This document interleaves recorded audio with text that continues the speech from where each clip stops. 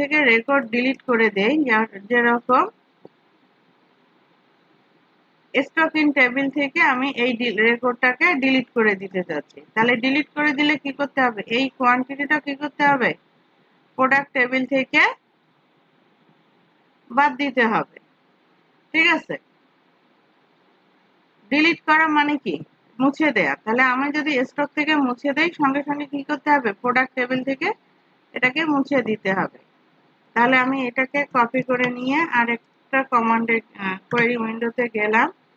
আমি কি সেম টেবিলের উপরে করব, এটা শুধুমাত্র কিসের উপর করব, ডিলিটের উপরে। তাহলে এটা আমার নাম দিলাম কি, ডিএল, ডিলিট ট্রিগার। ঠিক আছে, তাহলে একইভাবে আমাদেরকে কি করতে হবে,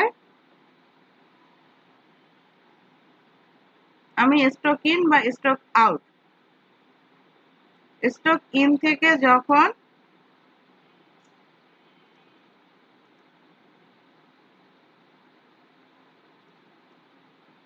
স্টক ইন থেকে যখন আমি কোনো রেকর্ড ডিলিট করে দিব, তখন কি করব, আমি প্রোডাক্ট টেবিল থেকে ওই কোয়ান্টিটিটাকে মাইনাস করে দিয়ে দিব। ঠিক আছে, এটা হলো স্টক ইন।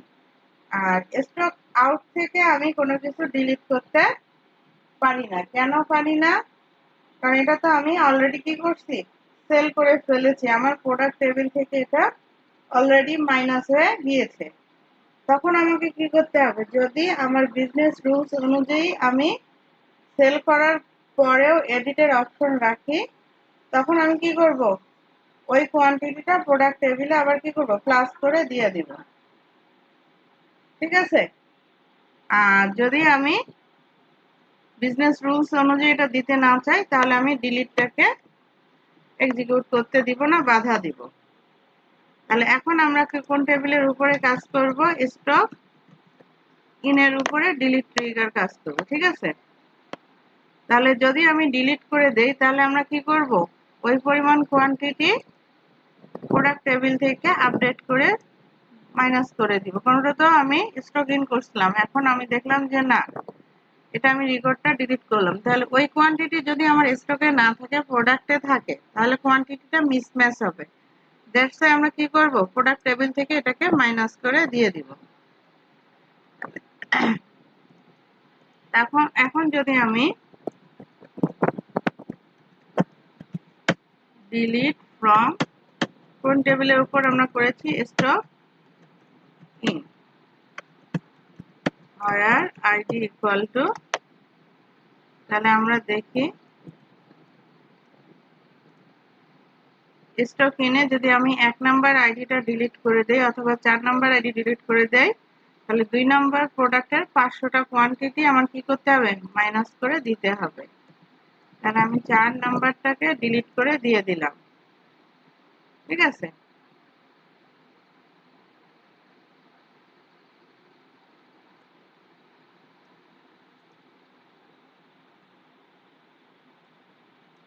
আচ্ছা, আমার 4 নাম্বার আইডিটা ঠিকই ডিলিট হয়েছে, কিন্তু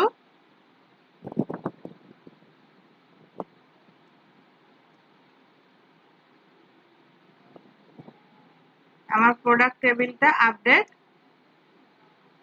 হয়নি। ঠিক আছে, কেন হয়নি, এবার আমার ব্যাখ্যাটাই আসি। আমি এখানে কি লিখেছিলাম, ইনসার্টেড। ইনসার্ট স্টেটমেন্টের সময় ইনসার্টেড নামে টেবিল তৈরি হয়, ডিলিট স্টেটমেন্টের সময় ডিলিটেড নামে টেবিল তৈরি হয়। যেহেতু আমি ভুল তৈরি নিয়েছি, সেহেতু আমি কি পাইনি, ডিলিটেড। ঠিক আছে, ডিলিটেড টেবিল থেকে নিয়ে নিব। তাহলে এবার আমরা আইডি 4 যেহেতু ডিলিট হয়ে গেছে, 3 নাম্বার আইডি ডিলিট করি, 500। তাহলে এখান থেকে আমার কি হবে, 500 মাইনাস হয়ে যাবে। ওহো, এটা তো এক্সিকিউট করিনি। তাহলে এটা কি করব, অল্টার করব, এক্সিকিউট করে দিলাম। ঠিক আছে, আমার 3 নাম্বার আইডিও তো আমার ডিলিট হয়ে গেছে। তাহলে আছে কত, আমার 2 নাম্বার আইডি। ঠিক আছে, এবার আমরা দেখি, এই যে 2 নাম্বার আইডি থেকে মনিটর আমার জিরো হয়ে গেছে। কেন জিরো হয়ে গেছে? কারণ আমি কি করেছি, 2 নম্বর আইডিটাকে ডিলিট করে দিয়েছি। ক্লিয়ার? আরো যদি আমি আরেকটা কি করি, আবার ইনসার্ট করি 2 নম্বর এটা কি আছে 1, তাহলে 1 নম্বর প্রোডাক্ট আমি 500টা এন্ট্রি করি। ঠিক আছে?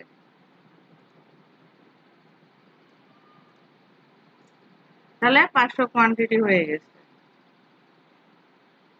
তাহলে স্টক ইন হলো আমার দ্বিতীয় টেবিল। এখানে আছে কত কোয়ান্টিটি? 150। তাহলে 1 নম্বর আইডি যদি আমি প্রোডাক্ট আইডি 1 দুইটা প্রোডাক্টই আছে। আমি যদি 5 নাম্বার ডিলিট করি 500টা চলে যাবে, আর 1 নাম্বার ডিলিট করলে 500 থেকে কত হবে? 150 কমে যাবে। তাহলে আমি এখানে কি করি, 1 নাম্বার আইডিটাকে রিমুভ করে দিই। ঠিক আছে? তাহলে এখন যদি আমি প্রোডাক্ট টেবিলটা দেখি, আমার প্রোডাক্ট দেখেন 150 মাইনাস হয়ে 350 হয়ে গেছে। এই হলো আমাদের ট্রিগারের কাজ। ট্রিগার কি? তাহলে আমরা কি বুঝলাম ট্রিগার কি? স্টোর প্রসিডিউরের মতো স্টোর প্রসিডিউরে যেরকম আমরা সব ধরনের স্টেটমেন্ট এক্সিকিউট করতে পারি, ট্রিগারেও করতে পারি। ট্রিগারের বিষয়টা হলো সে কোন অন্য একটা ইভেন্টের উপর এর এক্সিকিউশনটা ডিপেন্ড করে। আমরা ম্যানুয়ালি বা ট্রিগারকে আমরা এক্সিকিউট করতে পারি না। ট্রিগার অটোমেটিক্যালি এক্সিকিউট হবে, কিন্তু স্টোর প্রসিডিউরকে কিন্তু আমাদেরকে ম্যানুয়ালি অর্থাৎ নিজেদেরকে এক্সিকিউট করে নিতে হয়। এবং স্টোর প্রসিডিউরে আমরা প্যারামিটার পাস করতে পেরেছি, কিন্তু ট্রিগারের ক্ষেত্রে আমাদের প্যারামিটার পাস করার কোনো সুযোগ নেই। ঠিক আছে? এবং ট্রিগারের বেনিফিট হলো আমার ডাটাটা অটোমেশন হয়ে যাচ্ছে, ডাটা মিসম্যাচ হওয়ার সম্ভাবনা থাকে না।